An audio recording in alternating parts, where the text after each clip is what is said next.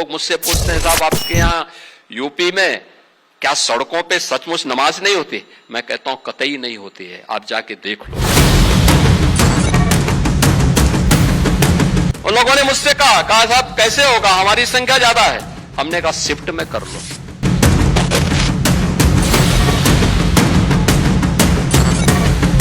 ಕಾನೂನು ಪಾಲಿಸಿ ಇಲ್ಲವೇ ಪರಿಣಾಮ ಎದುರಿಸಲು ರೆಡಿಯಾಗಿ.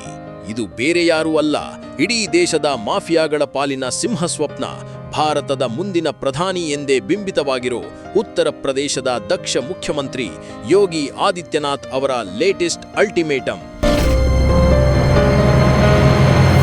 ಹೌದು ವೀಕ್ಷಕರೇ, ರಸ್ತೆ ತಡೆದು ನಮಾಜ್ ಮಾಡೋ ಜಮಾನ ಇನ್ನು ಯುಪಿಯಲ್ಲಷ್ಟೇ ಅಲ್ಲ, ಇಡೀ ದೇಶದಲ್ಲೇ ಬಂದಾಗೋ ಮುನ್ಸೂಚನೆ ಸಿಕ್ಕಿದೆ. ಪ್ರಾರ್ಥನೆಗೆ ಜಾಗ ಇಲ್ಲ ಅಂದ್ರೆ ಶಿಫ್ಟ್ಗಳಲ್ಲಿ ಮಾಡಿ, ಅದೂ ಸಾಧ್ಯವಿಲ್ಲ ಅಂದ್ರೆ ಮೊದಲು ನಿಮ್ಮ ಜನಸಂಖ್ಯೆ ಕಡಿತ ಮಾಡಿ ಅಂತ ಯೋಗಿಜಿ ಸಾರ್ವಜನಿಕವಾಗಿಯೇ ಘರ್ಜಿಸಿದ್ದಾರೆ. हमारे घर में रहने की जगह नहीं है तो भाई संख्या नियंत्रित करो. ಧರ್ಮದ ಹೆಸರಲ್ಲಿ ರಸ್ತೆ ಬ್ಲಾಕ್ ಮಾಡೋರಿಗೆ, ಸಾರ್ವಜನಿಕರಿಗೆ ಕಿರಿಕಿರಿ ಕೊಡೋರಿಗೆ ಸಿಎಂ ಯೋಗಿ ಕೊಟ್ಟಿರೋ ಈ ಏಟು ಸಾಮಾನ್ಯದ್ದಲ್ಲ. ಯೋಗಿಜಿ ಅವರ ಈ ಖಡಕ್ ಆಡಳಿತದ ದಕ್ಷತೆ ಮತ್ತು ಈ ಸ್ಫೋಟಕ ಹೇಳಿಕೆಯ ಕಂಪ್ಲೀಟ್ ಇನ್ಸೈಡ್ ಸ್ಟೋರಿಯನ್ನು ಇವತ್ತು ನಾವು ಬಿಚ್ಚಿಡ್ತೀವಿ. ಎದೆ ಗಟ್ಟಿ ಮಾಡಿಕೊಂಡು ಕೊನೆಯವರೆಗೂ ನೋಡಿ. ವೀಕ್ಷಕರೇ, ಯೋಗಿ ಆದಿತ್ಯನಾಥ್ ಇವತ್ತು ಈ ಮಾತು ಹೇಳ್ತಿದ್ದಾರೆ ಅಂದ್ರೆ ಅದರ ಹಿಂದೆ ಅವರ ಆಡಳಿತದ ದಕ್ಷತೆಯ ಪವರ್ ಇದೆ. ಒಂದು ಕಾಲದಲ್ಲಿ ಉತ್ತರ ಪ್ರದೇಶ ಅಂದ್ರೆ ಗುಂಡಾಗಿರಿ, ದಂಗೆ, ರಸ್ತೆಗಳಲ್ಲೂ ಅಕ್ರಮ ವಸೂಲಿ, ಧರ್ಮದ ಹೆಸರಲ್ಲಿ ದಾದಾಗಿರಿ ನಡೀತಿತ್ತು. ಆದರೆ ಯಾವಾಗ ಯೋಗಿ ಆದಿತ್ಯನಾಥ್ ಸಿಎಂ ಕುರ್ಚಿ ಮೇಲೆ ಬಂದು ಕುಳಿತರೋ ಅಂದಿನಿನ್ನ ಯುಪಿಯ ಚಿತ್ರಣವೇ ಬದಲಾಗಿ ಹೋಯಿತು. कोई माफिया यहाँ पनप नहीं सकता है, मालूम है माफिया मिट्टी में मिल चुके हैं और फिर कोई माफिया बनने का प्रयास करेगा तो मिट्टी में मिलने की तैयारी भी करे. किसी माफिया को पनपने नहीं देंगे, गरीब का हक किसी को छीनने नहीं देंगे. बहन और भाइयों, आज मैं कह सकता हूं कि माफिया मुक्त, गुंडा मुक्त, दंगा मुक्त, कर्फ्यू मुक्त हमारा नया उत्तर प्रदेश है. ದೊಡ್ಡ ದೊಡ್ಡ ಡಾನ್ಗಳು, ಮಾಫಿಯಾಗಳು ಇವತ್ತು ಯುಪಿಯಲ್ಲಿ ಜೈಲು ಸೇರಿದ್ದಾರೆ. ಇಲ್ಲವೇ ಎನ್ಕೌಂಟರ್ಗೆ ಹೆದರಿ ತಾವಾಗಿಯೇ ಕುತ್ತಿಗೆಗೆ ಬೋರ್ಡ್ ಹಾಕಿಕೊಂಡು ಪೊಲೀಸ್ ಸ್ಟೇಷನ್ಗೆ ಬಂದು ಶರಣಾಗ್ತಿದ್ದಾರೆ.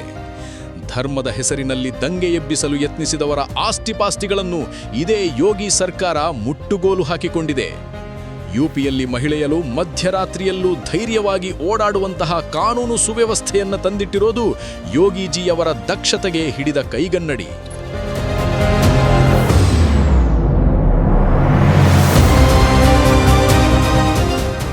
ಇಂತಹ ದಕ್ಷ ಆಡಳಿತಗಾರ ಈಗ ರಸ್ತೆ ಅತಿಕ್ರಮಣದ ವಿರುದ್ಧ ವಾರ್ ಡಿಕ್ಲೇರ್ ಮಾಡಿದ್ದಾರೆ. ನವದೆಹಲಿಯಲ್ಲಿ ನಡೆದ ಕಾರ್ಯಕ್ರಮದಲ್ಲಿ ಯೋಗಿಜಿ ಆಡಿರೋ ಪ್ರತಿಯೊಂದು ಮಾತು ಈಗ ಧರ್ಮದ ಹೆಸರಲ್ಲಿ ರಾಜಕೀಯ ಮಾಡೋರ ನಿದ್ದೆಗೆಡಿಸಿದೆ. ಯೋಗಿಜಿ ಸ್ಪಷ್ಟವಾಗಿ ಹೇಳಿದ್ದಾರೆ, ನಮಾಜ್ ಮಾಡೋದಕ್ಕೆ ನಮ್ಮದೇನು ಅಭ್ಯಂತರವಿಲ್ಲ, ಆದರೆ ರಸ್ತೆಗಳಿರೋದು ಜನರ ಸಂಚಾರಕ್ಕೆ, ನಮಾಜ್ ಮಾಡೋದಕ್ಕಲ್ಲ. ಹೌದು, ಆಂಬ್ಯುಲೆನ್ಸ್ಗಳು ನಿಲ್ಲಬೇಕು, ಹಿಂದೂ ಮುಸ್ಲಿಂ ಎನ್ನದೇ ಪ್ರತಿಯೊಬ್ಬ ಸಾಮಾನ್ಯ ನಾಗರಿಕ ಟ್ರಾಫಿಕ್ನಲ್ಲಿ ನರಳಬೇಕು, ಆದರೆ ನಾವು ಮಾತ್ರ ರಸ್ತೆಯಲ್ಲೇ ನಮಾಜ್ ಮಾಡ್ತೀವಿ ಅನ್ನೋ ಹಠಮಾರಿತನಕ್ಕೆ ಯೋಗಿಜಿ ಚಾಟಿ ಬೀಸಿದ್ದಾರೆ. ನಿಮ್ಮಡೆ ಪ್ರಾರ್ಥನೆ ಮಾಡೋಕೆ ಜಾಗ ಸಾಲ್ತಿಲ್ಲ ಅಂದ್ರೆ ದಿನಕ್ಕೆ 5 ಬಾರಿ ನಮಾಜ್ ಮಾಡ್ತೀರಲ್ಲ, ಅದನ್ನೇ ಪಾಳಿಗಳಲ್ಲಿ ಅಂದ್ರೆ ಶಿಫ್ಟ್ಗಳಲ್ಲಿ ಮಾಡಿಕೊಳ್ಳಿ. ಅದು ಆಗಲ್ಲ ಅಂದ್ರೆ ಮೊದಲು ನಿಮ್ಮ ಜನಸಂಖ್ಯೆಯನ್ನ ಕಂಟ್ರೋಲ್ನಲ್ಲಿಡಿ ಅನ್ನೋ ಯೋಗಿಯವರ ಮಾತು 100ಕ್ಕೆ 100 ಸತ್ಯ ಮತ್ತು ಪ್ರಸ್ತುತ ದೇಶಕ್ಕೆ ಬೇಕಾಗಿರೋ ಕಠಿಣ ಸಂದೇಶ. संघर्ष से भी देख लो, बरेली में लोगों ने हाथ आजमाने का कार्य किया, देख लिया ताकत. इसलिए सरकार उन सिस्टम के साथ पूरी व्यवस्था को जोड़ना चाहती है. ಯೋಗಿ ಆದಿತ್ಯನಾಥ್ ಅವರ ಡಿಕ್ಷನರಿಯಲ್ಲಿ ಮುಲಾಜಿಗೆ ಜಾಗವೇ ಇಲ್ಲ. ಅವರು ಹೆಡ್ಲೈನ್ನಲ್ಲಿ ಹೇಳಿರೋ ಹಾಗೆ ಈ ವ್ಯವಸ್ಥೆಯಲ್ಲಿ ಬದುಕಬೇಕಂದ್ರೆ ಇಲ್ಲಿನ ನಿಯಮ ಕಾನೂನು ಪಾಲಿಸಲೇಬೇಕು. ಇದು ಕೇವಲ ಉತ್ತರ ಪ್ರದೇಶಕ್ಕೆ ಮಾತ್ರವಲ್ಲ, ಇಡೀ ಭಾರತದಲ್ಲಿರೋ ಪ್ರತಿಯೊಬ್ಬರಿಗೂ ಅನ್ವಯಿಸುವ ಮಾತು. ಭಾರತದ ಸಂವಿಧಾನ ಮತ್ತು ಕಾನೂನಿಗಿಂತ ಯಾವುದೇ ಧರ್ಮ ದೊಡ್ಡದಲ್ಲ ಅನ್ನೋದನ್ನ ಯೋಗಿಜಿ ಮತ್ತೊಮ್ಮೆ ಸಾಬೀತು ಮಾಡಿದ್ದಾರೆ. ಶಾಂತಿಯುತವಾಗಿ ಕಾನೂನು ಪಾಲಿಸಿದ್ರೆ ನಿಮ್ಗಿಲ್ಲಿ ಗೌರವ ಸಿಗುತ್ತೆ. ಇಲ್ಲ, ನಾವು ಕಾನೂನು ಮೀರ್ತೀವಿ, ರಸ್ತೆ ಬ್ಲಾಕ್ ಮಾಡ್ತೀವಿ, ಸಾರ್ವಜನಿಕರಿಗೆ ತೊಂದರೆ ಕೊಡ್ತೀವಿ ಅಂದ್ರೆ ಮುಂದಿನ ಪರಿಣಾಮಗಳನ್ನ ಎದುರಿಸೋಕೆ ರೆಡಿಯಾಗಿರಿ ಅಂತ ಖಡಕ್ಕಾಗಿ ವಾರ್ನ್ ಮಾಡಿದ್ದಾರೆ. ಯುಪಿಯಲ್ಲಿ ಈಗಾಗಲೇ ಮಸೀದಿಗಳ ಮೇಲಿದ್ದ ಸಾವಿರಾರು ಕಾನೂನು ಬಾಹಿರ ಲೌಡ್ ಸ್ಪೀಕರ್ಗಳನ್ನ ಯೋಗಿ ಸರ್ಕಾರ ಕಿತ್ತೆಸೆದಿದೆ. ಈಗ ರಸ್ತೆ ಮೇಲಿನ ನಮಾಜ್ ಸರದಿ. ಯೋಗಿಜಿ ಅಖಾಡಕ್ಕಿಳಿದ್ರೆ ಅಲ್ಲಿ ಆಕ್ಷನ್ ಹೇಗಿರುತ್ತೆ ಅಂತ ಇಡೀ ಜಗತ್ತಿಗೆ ಗೊತ್ತು.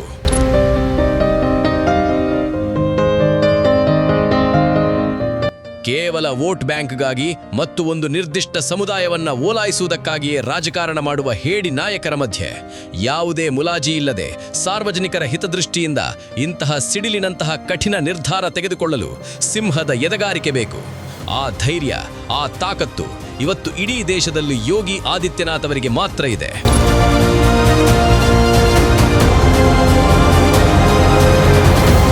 ವೀಕ್ಷಕರೇ, ರಸ್ತೆ ಮೇಲಿನ ನಮಾಜ್ ಬಂದ್ ಆಗಬೇಕು ಮತ್ತು ಜಾಗ ಸಾಲದಿದ್ರೆ ಜನಸಂಖ್ಯೆ ಕಂಟ್ರೋಲ್ ಮಾಡಿ ಅನ್ನೋ ಯೋಗಿ ಆದಿತ್ಯನಾಥ್ ಅವರ ಈ ಬೆಂಕಿಯಂತಹ ಹೇಳಿಕೆಯನ್ನ ನೀವು ಬೆಂಬಲಿಸ್ತೀರಾ? ಯೋಗಿಜಿಯವರ ಈ ದಕ್ಷ ಆಡಳಿತ ಶೈಲಿ ನಮ್ಮ ಕರ್ನಾಟಕಕ್ಕೂ ಬರಬೇಕಾ? ಕಮೆಂಟ್ ಮಾಡಿ, ಎಲ್ಲರಿಗೂ ಶೇರ್ ಮಾಡಿ ಮತ್ತು ನಮ್ಮ ಒಳಧ್ವನಿ ಚಾನೆಲ್ ಅನ್ನು ಸಬ್ಸ್ಕ್ರೈಬ್ ಮಾಡೋದನ್ನ ಮರಿಬೇಡಿ.